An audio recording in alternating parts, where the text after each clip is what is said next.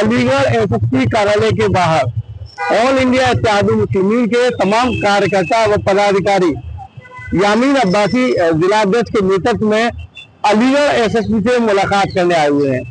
बातचीत करेंगे आगे क्या वजह है, किस चीज को लेकर वो यहाँ मुलाकात करने आए, किस लिए यहाँ पर मुलाकात करने आए। मैं यामीन खान अब्बासी जिला अध्यक्ष ऑल इंडिया मजलिस इत्तेहादुल मुस्लिमीन अलीगढ़। जो पिछले विगत दिनों जो घटना मीट व्यापारियों के साथ थाना हरदोईगंज में घटित हुई थी, उसमें एफआईआर दर्ज हुई। एफआईआर में अब तक जैसा कि मुझे सोशल मीडिया समाचार पत्रों के माध्यम से मालूम हुआ, उसमें 13 लोग नामजद हैं और 20 से 25 लोग अज्ञात हैं। केवल 3 लोगों की गिरफ्तारी अब तक हुई है। तो हमने ये मांग की कि जो एफआईआर दर्ज की गई है उसमें दर्ज सभी नामजद लोगों को और गिरफ्तार किया जाए और जो अज्ञात लोग हैं उनको चिन्हित किया जाए। और वीडियो में सब दिखाई दे रहा है, चिन्हित करके उनको गिरफ्तारी की जाए और गिरफ्तार करने के बाद उन पर राष्ट्रीय सुरक्षा अधिनियम एनएसए के तहत कार्रवाई की जाए। और इन व्यापारियों का जो मीट का नुकसान हुआ है, जो उनके व्यवहार लूटा गया, उनका जो गोश्त फैक्ट्री से लेके जा रहे थे वो उनका मतलब खत्म हुआ, उसका मुआवजा उन व्यापारियों को दिया जाए। दूसरा यह है कि गाड़ी में जो आग लगाई थी उसका मुआवजा दिया जाए। और हमने ये मांग की है कि आने वाले 7 जून को जो बकरा ईद का त्योहार है, उस त्योहार में तमाम मुस्लिम भाई बकरी ईद पर कुर्बानी के लिए पशुओं को इधर से उधर लाएंगे, ले जाएंगे, चाहे वो झोटा हो, पड्डा हो, भैंसा हो, बकरा हो। तो ये इस तरीके के जो गौरक्षक, क्या ये गुंडा दल है, गौरक्षक दल नहीं है। गौरक्षक दल का मतलब होता है गौ की रक्षा करना, गौ को चारा खिलाना, पानी पिलाना। गौ माता गौशाला में भूखी मर रही है, गौशाला के मतलब जो है उनके जो चारा भूसा पैदा नहीं कर पा रहे, केवल ये गौरक्षक के नाम पर चौथ वसूली करते हैं और वसूली करने के नाम पर व्यापारियों का उत्पीड़न करते हैं। तो ऐसे गुंडों को एसएसपी साहब चिन्हित करें, जिससे कि ये गाड़ियों को न रोकें, मीट की गाड़ियों को न रोकें। तो एसएसपी साहब ने आश्वासन दिया कि ना दावा बताई नहीं जाएंगी, सारे लोगों को चिन्हित किया जाएगा, सबको गिरफ्तार किया जाएगा।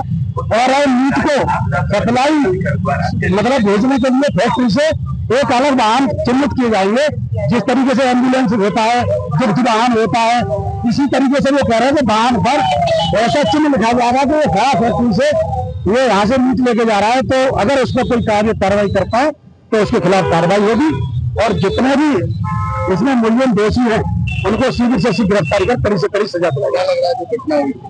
जो घटना हुई है, देखिए जब से 2014 में भारतीय जनता पार्टी की सरकार बनी है, आज उत्तर प्रदेश ही नहीं पूरे हिंदुस्तान में मुसलमानों के साथ, दलितों के साथ लिंचिंग हो रही है। आपके अलीगढ़ में भी अभी एक दलित लड़के की लिंचिंग हुई, उसका भी यही हाल किया, केवल अंडरवियर रह गया, नंगा करके उसे बेरहमी से मारा और उसके खिलाफ फर्जी मुकदमा कर दिया। ऐसे ही इन लोगों के खिलाफ उन पर भी 2 किसी ने मुकदमा दर्ज किया है, ऐसा नहीं है, उनको गिरफ्तार किया, उनका मुकदमा किया, इन पर भी मुकदमा कर रखा है। अब पुलिस अग्रचा में मेडिकल में है और ये प्रशासन देख रहा है कि जैसे ही मामला शांत हो तो वो उनको भी अंदर कर सकता है। तो हमने ये मांग की है कि उनके साथ न्याय हो और जो दोषी हैं उनको सजा मिले। और इसमें अगर कोई निर्दोष भी आ गया है तो निर्दोष को मतलब ये विवेचना में मतलब मदद करे। मतलब क्या लग रहा है इसको लेकर क्या कहेंगे जी? आज कोई नई घटना नहीं है, हर 10 दिन 15 दिन में ये घटनाएं हो रही हैं। सरकार को इस चीज पर ध्यान देना चाहिए।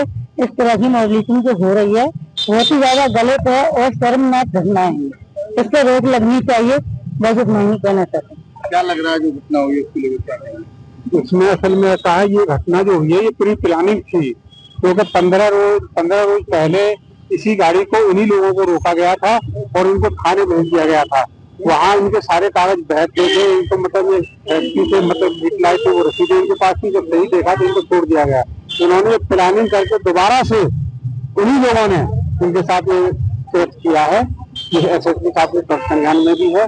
मैं ये कह रहा हूँ कि ये इनसे घूस मांगना चाह रहे थे 50,000 रुपए की, घूस न दी और पुलिस ने छोड़ दिया। दोबारा से उनको ये इनके साथ में बर्ताव किया गया है।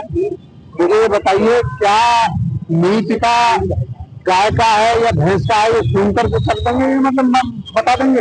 वो तो लैब से ही जांच होगी। इन्होंने कैसे ये साबित कर दिया कि ये गाय का मीट है, जबकि ये वैध मीट था, वैध मीट था। और मतलब ये क्या नाम, ये लीगल व्यापारी थे, इनके पास लाइसेंस थे, इनके साथ बहुत ही अत्याचार और मतलब गलत तरह से हुआ है, जिसकी घोर निंदा की है, जितनी भी निंदा की है वो कम है।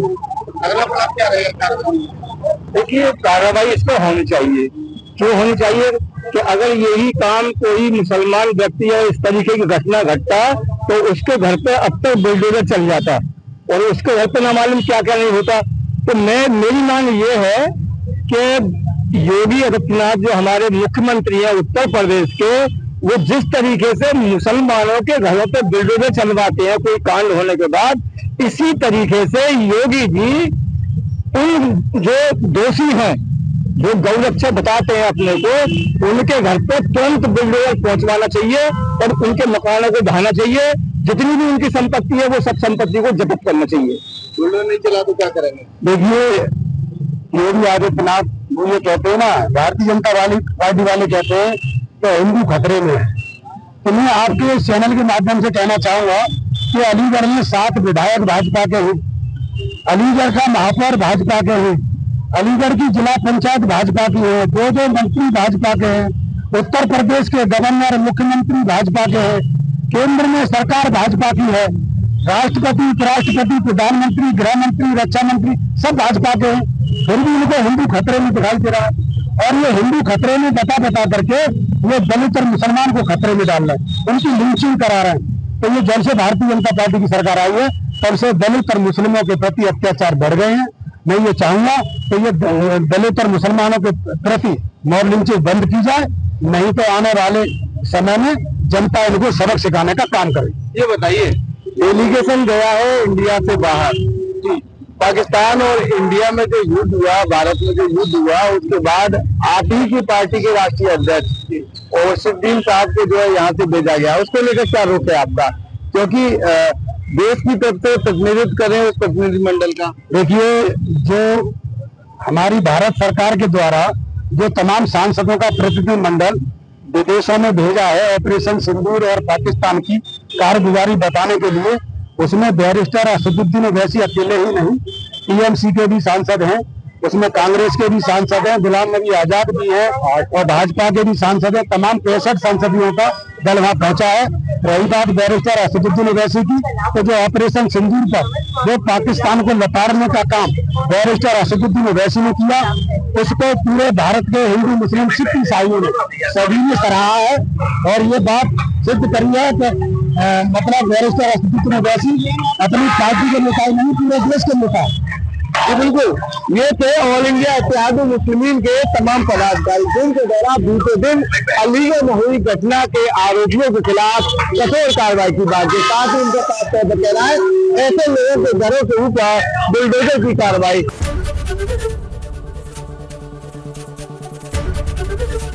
एबीपी गंगा, खबर आपकी, जुबान आपकी।